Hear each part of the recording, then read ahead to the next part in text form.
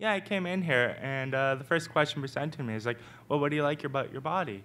And I kind of paused for a second, and I thought, well, fuck, I'm a trans woman. I'm supposed to hate everything about my body. That's what doctors have told me for 3 years. To be diagnosed as a trans woman, I had to go in there and say, I hate my body. I hate this about my body. I hate everything about my body. I'm not allowed to like my body as a trans woman, officially. To be diagnosed as a trans woman, to get psychiatric approvals, to access hormones, all that sort of stuff. I have to go in there and say, I hate my shoulders, I hate my hips, I hate my hands, I hate my face, I hate my genitals, I hate my feet, I hate my fucking toenails, I hate the socks that I put on my feet. Everything about my body, I had to fucking hate to access hormones. And that was an interesting question going into this conversation, or this talk, I should say, about bodies. And it led to a lot of things that have just been like, everything about my body, everything about how I navigate your cis world is a fucking head trip. Like, I go into the nurse's office and she's like, are you pregnant, hon? I'm like, well, this is weird. She thinks I'm a cis woman. And I'm like, well, no, I'm not pregnant. I'm like, what, have you had sex with a man? I'm like, yeah. And she's like, oh, okay, well, maybe you're pregnant. I'm like, well, he had a vagina and I have a dick. So probably not pregnant. It doesn't work that way. But, you know, all right. And this is the weird thing about bodies. It's all like, it's your cis norms and these regulations and these ideas of like, women have a vagina, men have a penis, and all this sort of stuff. And like in my world, it's like, I don't understand this shit. And I'm like, I don't even understand what you mean about women and men. It's like everyone's all over the place in my world, sort of thing. I'm like, y'all like push yourselves into little categories with these little narrow definitions of gender and all this stuff, and I don't really get that. And I'm totally thrown off about what I was gonna come in and talk about today, because that question, I'm not good at talking. Well, I'm good at talking, but I can talk for hours. So it's to narrow it down to 7 minutes. And I came in, and that question threw me off. And also, it's for the past 2.5 weeks, I've been dealing with the Toronto cops and this death threat, and this person who wants to kill me because of my body, and so many things that people take for granted with their bodies. And I've been navigating my life in the past 2.5 weeks with someone who literally wants to kill me because of my trans body, because my body doesn't meet your definitions of cisnormativity, because my body as a woman is different than yours, because I might have a strong chin and I might have broad shoulders. And, you know, I can joke about this stuff because that's survival in this world. But at the end of the day, it's like, I'm treated as shit. My life is deemed as less. I had to fight with the cops to even recognize me as a woman before they would take my threat seriously. I waited a week for the cops to even respond to my death threat because I'm a trans woman, because of my body, because of the body that was forced on me at birth and assigned to me, and the social roles that were forced on me.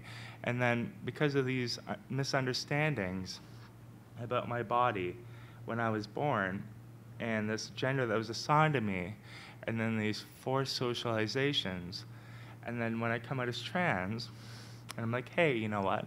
This isn't me. This isn't my gender. This isn't my sex.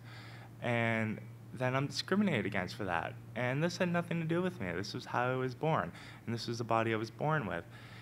And this gets me to what I was going to talk about originally when I came in here. And I used to run a business, and then when I came in as trans, people wouldn't hire me because my body upset them, because my body scared them, because my body made them uncomfortable, because I didn't look how they thought like a woman should look like.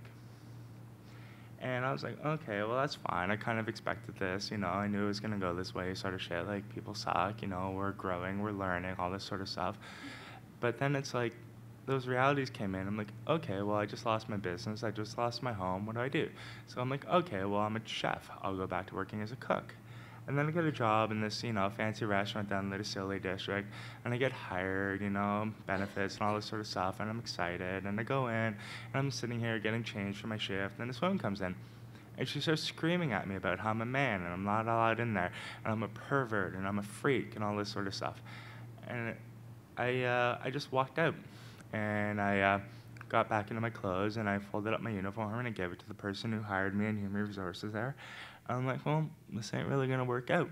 And then I left, and I hopped on my bike, rode away, and I just kind of sat in the park. And it's like that realization that this is my life, that people are only going to see me as a woman if they're educated, if they're aware of trans people, aware of trans women, understanding of this sort of stuff, because at the end of the day, it's like, I don't meet these cis-normative ideas of beauty and what woman looks like, and that's okay. It really is okay. It's not me who has to change, it's society that needs to change. And I often talk about like liberation. It's not liberation from my trans body, it's liberation for my trans body. And it's liberation from these cis norms that define my body, label my body, fetishize my body, commodify my body for cis consumption, for cis gaze. And these are important terms that we use here. It's like liberation. You know, it's very different than equality. Like liberation is about not my equal rights. It's about liberation from the tyranny that oppresses trans people, that kills trans people, that have colonized trans people, that have taken away genders from indigenous cultures. And these people came along and they're like, oh, well, we're just going to call everyone women and men because that's easier to oppress you that way. We only have 2 categories to worry about now, and we're just going to fucking throw you under the rug there, right? And it's really not just education, because it's not. It's about deprogramming people and how we think about bodies. What makes my body as a trans woman masculine? And think about this. Like, go home, think about this. And it's like, what about my body is masculine if you're not thinking about it in a cis-normative way? And you can sit up here, and I'm on a stage, bright light on me, oh, fuck. And, you know, and I have broad shoulders, I'm 6 foot tall, I got a strong chin, you know, thin hair, all that sort of shit. And it's like, what about that is exactly masculine outside of, like, a cis-normative lens that defines women in order to essentially oppress women and sell women shit and hold women into these, like, categories that are just easily to shun, to oppress, to sell shit to just, like, have power over. And when we allow that transphobia to seep into our feminism, we're helping our oppressors at the end of the day, right? And all this ties into bodies, because it's like bodies mean a lot. Because it's like, how have we allowed these oppressors to define our bodies? I know, this is getting heavy, sort of thing. I should have stuck with more anecdotes about nurses in the rooms or whatever, but, or, you know, when my butt got big from hormones and stuff. But, no, the point is, it's like, what is your body?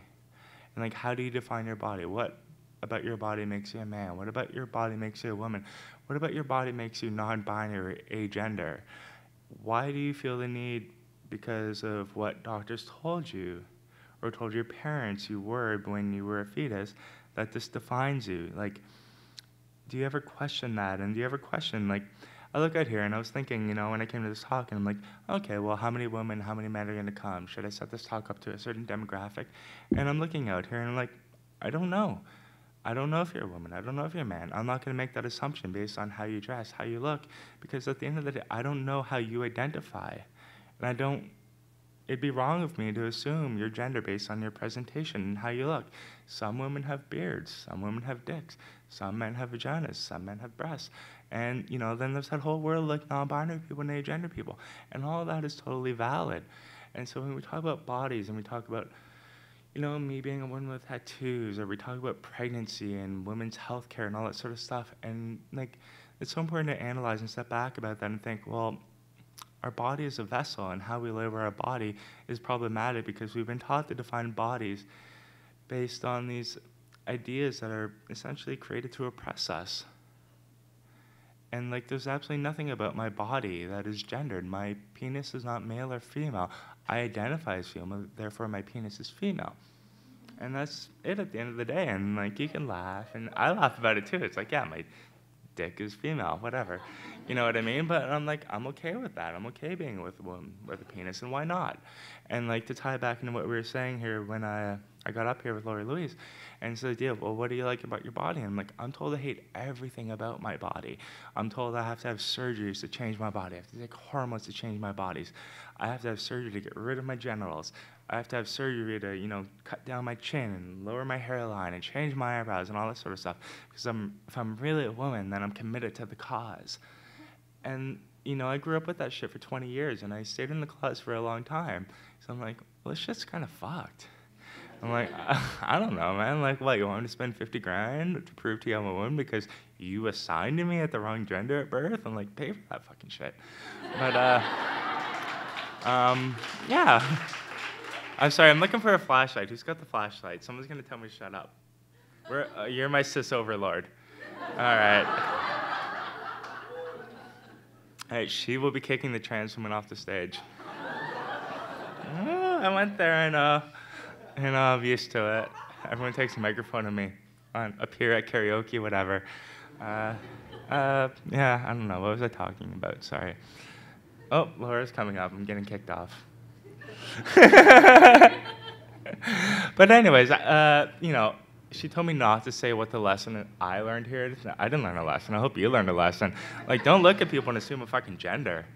It's like, just look at people and like, they're a person. They're a they. Use gender-neutral pronouns. Stop thinking just because how someone looks, they're a woman or a man. Stop assuming that like only women get pregnant, that only men have penises, and blah blah blah blah blah. I yak on Twitter all day long about this stuff. All right, you can kick me off. I see ya. Thanks, folks.